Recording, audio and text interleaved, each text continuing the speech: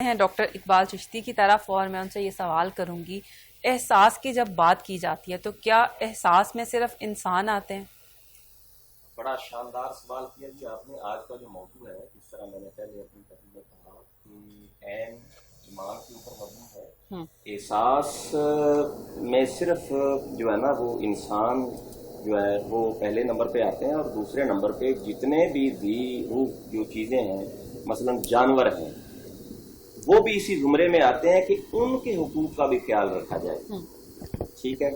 اور اس کے اوپر کئی رسول اللہ پاک صلی اللہ علیہ وآلہ وسلم کی جو ہے نا وہ احادیث ہیں جو دلالت کرتی ہیں. مثال کے طور پر بڑا ایک لمبا سا واقعہ، میں اس کو ان شارٹ 15-20 سیکنڈز کے اندر اس کو وائنڈ اپ کروں گا. ایک اونٹ آ گیا، مختلف کتب حدیث اور سیرت کے اندر یہ حدیث موجود ہے، یہ واقعہ. تو اس نے آ کے نا رسول اللہ پاک کے قدموں پہ سر رکھا. اب یہ وہ ہستی ہیں جو پوری کائنات کے غموں کو اپنے سینے کے ساتھ لگانے والی ہستی ہیں، رسول اللہ پاک صلی اللہ علیہ وآلہ وسلم. تو کچھ وہ اونٹ بلبلایا، اور اس نے جو ہے نا رسول اللہ پاک کو تو سمجھ آ گئی، آپ نے اس کے مالک کو بلا بھیجا. تو آپ نے فرمایا کہ تو اس کے ساتھ ظلم و تشدد کرتا ہے، اس سے کام لیتا ہے، اور اب اس کو جو ہے نا وہ بیچنا چاہتا ہے یا ذبح کرنا چاہتا ہے. تو دیکھیں، جانوروں کے بھی حقوق ہیں. اگر آپ نے کوئی جانور رکھے ہوئے ہیں یا نہیں رکھے ہوئے ہیں تو ایسے جانوروں کو ان کا خیال کرنا. مثال کے طور پر بخاری کے اندر حدیث ہے، ایک عورت نے اور ایک جو ہے نا وہ 2-3 طرح کی حدیث آتی ہیں کہ اس نے بلی باندھ لی. تو وہ بلی جو ہے باندھنے کی وجہ سے اس کو نہ اس کو کچھ دیا، نہ اس کو کچھ جو ہے نا وہ کھلایا پلایا، اس بلی کی ڈیتھ ہو گئی. اب وہ عورت جو ہے نا وہ بڑی نمازی پرہیزگار ہے، حدیث کے اندر یہ الفاظ آتے ہیں. تو اللہ تبارک و تعالیٰ نے اس کی نماز نہیں دیکھی، اس کے روزے نہیں دیکھے، اس کی جو ہے نا وہ حج جو ہے نا وہ مختلف نیک اعمال نہیں دیکھے. رسول اللہ پاک فرماتے ہیں کہ اللہ نے اس کو اس بلی کے مرنے کی وجہ سے اس عورت کو جہنم میں ڈال دیا. دیکھیں نا، اب یہ جانوروں کے حقوق ہیں.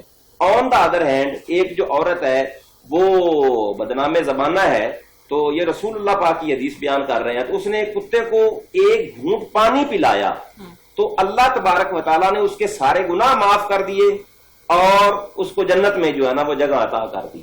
تو یہ وہ چیزیں ہیں، احساسات جو ہے نا انسانوں کے ساتھ احساس. جو بندہ جانوروں کا احساس کرے وہ تو جہنمی سے جنتی بن جائے. اچھا، ایک بڑا آج کل کا مسئلہ یہ چل رہا ہے کہ جو آوارہ کتے ہیں بہت زیادہ ہوتے جا رہے ہیں. لوگ ان کو اس لیے کچھ کہنے نہیں دیتے کہ ظلم ہو جائے گا، لیکن کتے کاٹ رہے ہیں بچوں کو یا بڑوں کو، لحاظ ہی نہیں کر رہے کسی کا. تو ان پہ بھی کیا ان کو ایسے چھوڑ دینا چاہیے؟ یہ بھی اسی زمرے میں آئے گا؟ چاہیے. اگر ان کو چھوڑ دیں گے وہ تو انسانیت کو نقصان پہنچا رہے ہیں نا. تو معاشرے کے اندر وہ تو بد امنی اور انتشار اور فساد کا جو ہے نا وہ معاملہ پھیلا رہے ہیں. اسی لیے ان کو کنٹرول کرنا یہ حکومتی ذمہ داری ہے اور وہ کرنا چاہیے. اچھا، اب دیکھیں کہ ایک بندہ جو ہے وہ جانوروں کے ساتھ سلوک کرے، ان کا احساس کرے، ٹھیک ہے، تو وہ تو بندہ جنت پا لے. اور اگر بندہ انسانوں کے ساتھ سلوک کرے، ان کے حقوق کا خیال رکھے، ان کے جو ہے نا وہ معاملات کا خیال رکھے، تو انسان کو جنت ملنا وہ کیوں مشکل ہوگا؟ یہ بالکل آسان ہے جنت ملنا. اور میں یہاں پر رسول اللہ پاک کی ایک اور حدیث پاک پڑھنا چاہوں گا. امام بیہقی جو ہیں وہ شعب الایمان کے اندر حدیث جو ہے نا وہ یہ نقل کرتے ہیں کہ رسول اللہ پاک سے نا ایک شخصیت کا سوال ہوا، یا رسول اللہ ان فلانتن تصلی تقوم اللیل و تصلی و تصدق. یا رسول اللہ فلاں جو عورت ہے وہ نمازیں بڑی پڑھتی ہے، رات کو نمازیں پڑھتی ہے، دن کو روزہ رکھتی ہے، اور جو ہے نا صدقہ و خیرات جو ہے نا چیریٹیز بہت زیادہ کرتی، کیونکہ وہ امیر ہے. لیکن یا رسول اللہ انہا تؤذی جیرانہا بلسانہا، لیکن یا رسول اللہ وہ اپنے پڑوسیوں کو نا اپنی زبان کے ساتھ بہت زیادہ اذیتیں دیتی ہے، ان کو گالیاں دیتی ہے، ان کو جو ہے نا اس نے جو ہے نا وہ ہینگ کر کے رکھا ہوا ہے اور ان کو سکون نہیں لینے دیتی. حضور نے فرمایا ہیا من النار، وہ عورت جہنمی ہے.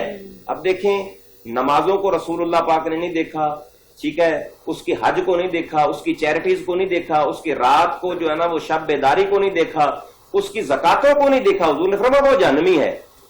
ٹھیک ہے، یہ وہ حقوق العباد ہیں کہ آپ پڑوسیوں کے ساتھ بھی اگر اچھا بولیں گے، ان کے ساتھ اچھا سلوک کریں گے، ان کے ساتھ جو ہے نا وہ اگر ان کے پاس جو ہے نا ایک وقت کی روٹی نہیں ہے، آپ ان کو روٹی دیں گے، آپ ان کو جو ہے نا وہ ٹھنڈا پانی پلائیں گے، آپ کسی مسافر کو ٹھنڈا پانی پلائیں گے، آپ کسی یتیم کے سر پہ ہاتھ رکھیں گے، آپ کسی مسکین کو روٹی کھلائیں گے، اس کی ضروریات کا خیال رکھیں گے، تو رسول اللہ پاک علیہ الصلوۃ والسلام کی حدیث یہ ہے کہ اللہ تبارک و تعالیٰ تمہارے اگلے جو معاملات ہیں دنیا کے بعد جو قبر کے ہیں، حشر کے ہیں، وہ آسان کر دے گا اور تم کو جنت عطا کر دے گا۔ اچھا، جیسے آپ نے کہا کہ کھانا کھلانے کا، ایسے میں یہ چاہوں گی اس پہ بھی تھوڑی روشنی ڈالیں کہ جو لوگ نظر و نیاز کرتے ہیں لیکن آ جا کے کھانا انہی کے گھر جاتا ہے جن کے گھر آلریڈی بہت جو ہے اللہ نے انہیں نوازا ہوا ہے، ان لوگوں تک نہیں پہنچاتے جو مستحق ہیں اس چیز کے جس کی خاطر آپ یہ کر رہے ہیں، تو ایسے لوگوں کو کیا کرنا چاہیے؟ دیکھیں، آپ کے سوال کے میں دو پورشن کرتا ہوں۔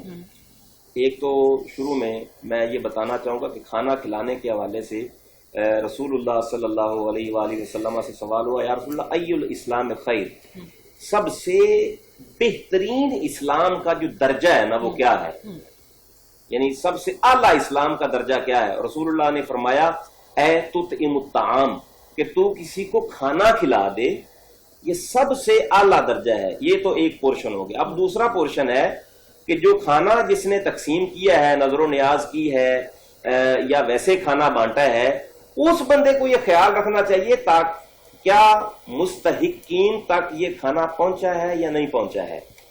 اگر ان تک کھانا پہنچا ہے کہ جن کے فریجیں پہلے ہی بھری پڑی ہیں، جو پہلے آسودگی کے اندر ہیں، جو پہلے ہی امیر ہیں، تو یہ بات بالکل ٹھیک نہیں ہے۔ تعلقات کا آ جاتا ہے نا کہ تعلق جو ہے وہ پتہ لگے کہ ہم نے کوئی چیز بانٹی ہے، اس طرح سے بھی تو آ جاتا ہے نا۔ دیکھیں، جو لوگ دین اسلام کی روح کو سمجھتے ہیں نا، وہ پھر تعلقات کے حوالے سے وہ تعلقات والوں کو اور کسی طرح سے جو ہے نا وہ اکاموڈیٹ کر دیتے ہیں، لیکن جن کا حق پہلا تھا نا، مساکین کا، غرباء کا، یتیموں کا، وہ ان کے حقوق کا جو ہے نا وہ پہلے نمبر پہ خیال رکھتے ہیں۔